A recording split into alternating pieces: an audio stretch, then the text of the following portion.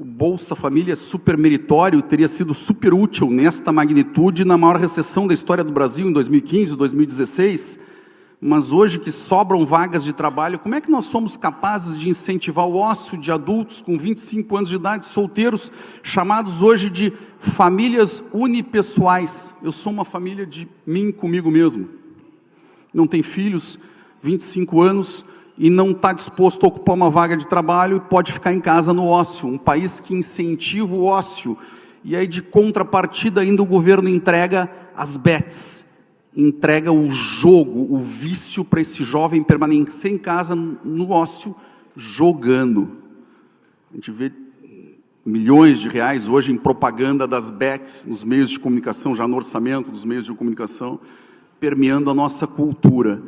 E aí o país, o governo segue aumentando o rombo nas contas públicas por emendas PIX, 50 bilhões de reais na negociação com o Congresso, que abrem um rombo nas contas públicas, junto com o Bolsa Família, nos trazem déficit fiscal, desequilíbrio fiscal, que gera inflação. E o próprio governo se sente obrigado, com a inflação, a subir os juros. E as pessoas perdem a renda. O trabalhador, quem ainda trabalha, quem não está, perde a renda. Ele não tem capacidade de consumo, ele vai no supermercado e não consegue esticar a renda para atender as necessidades básicas da família dele. E o empreendedor também não tem renda, não consegue honrar os próprios compromissos. E aí o governo vai lá e nos oferece dívidas a juros abusivos, de 6%, 8% ao mês, 10%, chega a 14% ao mês, consignado na folha de pagamento, no E-Social, uma escravidão das dívidas de quem está empregado, do trabalhador que tem pouca educação financeira, ele se abraça com um endividamento que o escraviza, o acompanha de um emprego para o outro, ele não consegue mais ficar na formalidade porque ele contratualizou uma dívida com juros abusivos. E se tudo isso não bastasse, a gente ainda agride a vontade das pessoas de trabalharem. A gente vai na discussão da NR1, que foi postergada, mas entrará em vigor no dia 25 de maio do ano que vem, discutindo o estresse, o assédio moral que representa dar metas, superar a si mesmo. Que isso, olha, que a ausência de metas pode dar tédio e pode representar um direito de indenização, critério altamente subjetivo, mas que metas excessivas também, e expõe todos os empregadores do país ao risco de ter que indenizar por uma coisa que é da essência do ser humano, superar a si mesmo. Vejo o Júlio aqui, imagina num hospital, enfermeiros num pronto-socorro que, enxergando um grupo de acidentados, de um grande acidente de um ônibus, que tenham cumprido, os enfermeiros que tenham cumprido a sua jornada de trabalho, não fossem superar a si mesmos para salvar vidas, porque é da sua vocação. Imagina se um bombeiro não se estressa olhando um prédio em chamas e entrando no prédio para salvar a vida de alguém, ou um policial não vai se estressar como empreendedor do serviço público, fazendo o que lhe é devido, correndo atrás de um bandido armado, né, um agricultor exposto ao tempo, é da essência do empreendedorismo. E aí nós afetamos a vontade das pessoas de trabalhar, de se superar, de chegar num lugar melhor. Isso nos dá um senso de injustiça, e as pessoas estão nos perguntando no interior a quem nós recorremos.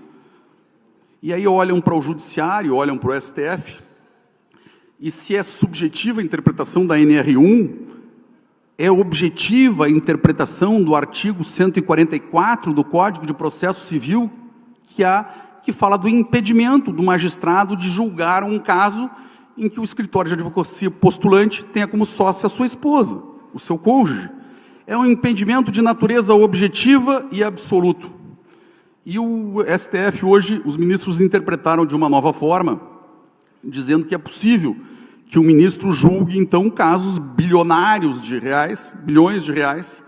Ele pode julgar um caso em que uma das partes é um escritório que a sua própria esposa faça parte. Aí eu me coloco no lugar, e as pessoas têm nos perguntado isso, eu me coloco no lugar da outra parte. O impedimento existe para isenção do juiz. Como é que nós vamos acreditar na isenção deste ministro do Supremo Tribunal Federal, né, que ele vai chegar em casa e não vai conversar com a esposa sobre honorários possíveis de 500 milhões de reais? É um prêmio de Mega Sena.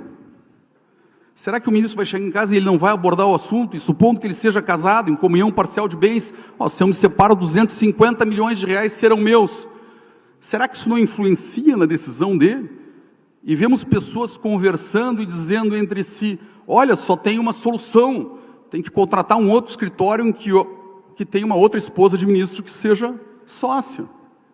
E eu não digo isso, isso é aterrorizante para todos nós, porque isso fere não apenas a vontade de trabalhar, mas o senso de justiça, a quem nós recorremos. A quem nós recorremos. Para onde nós estamos indo, enquanto sociedade brasileira, enquanto país. Isso fere a nossa capacidade de reagirmos. O presidente Cláudio Lamac, sempre deputado Jerônimo Gergen, ministro Turra, Toledo, e as pessoas estão se perguntando, tá, e o que a gente faz e como é que a gente se comporta? E não faltam exemplos nesse estado do Rio Grande do Sul, na tragédia, de bons valores morais. E se a gente for olhar o passado, a origem de todo o nosso ordenamento jurídico são aqueles pilares do direito romano, né?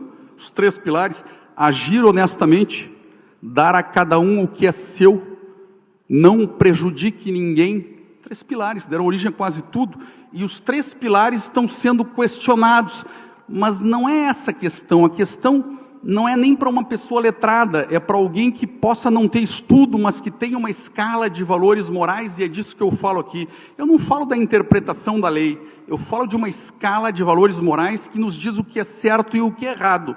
Se perguntar para qualquer pessoa que não tem estudo, que não saiba ler, se é certo que um juiz julgue uma causa em benefício próprio, ela vai dizer que não é certo, que isso está errado. A gente sabe a diferença entre o certo e o errado, qualquer mãe, qualquer pai, qualquer cidadão, por mais simples que seja, entre o bem e o mal, entre o que a gente deseja para o nosso país e para os nossos filhos.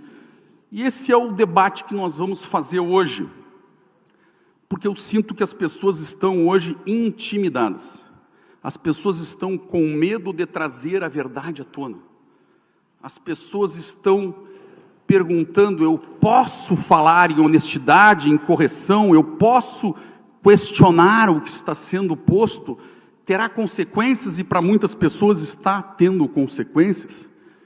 E aí eu pergunto para nós, qual é o legado que nós vamos deixar para os nossos filhos enquanto sociedade?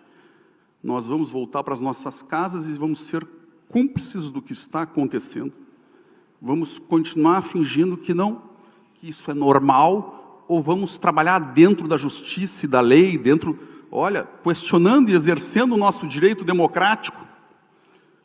Qual é o nosso papel enquanto sociedade, enquanto pais, enquanto mães, enquanto lideranças que somos? Vamos ser cúmplices ou vamos ser os protagonistas da mudança? Vamos apontar para os nossos filhos, para as próximas gerações, o caminho do certo, do bem, do que é correto? Vamos transigir, vamos fazer sacrifícios? Não, isso está errado, eu discordo, eu não acredito nisso. Esse não é o caminho. O que nós vamos fazer? Se ergues da justiça a clava forte, verás que um filho teu não foge à luta. Que país é esse? Muito obrigado.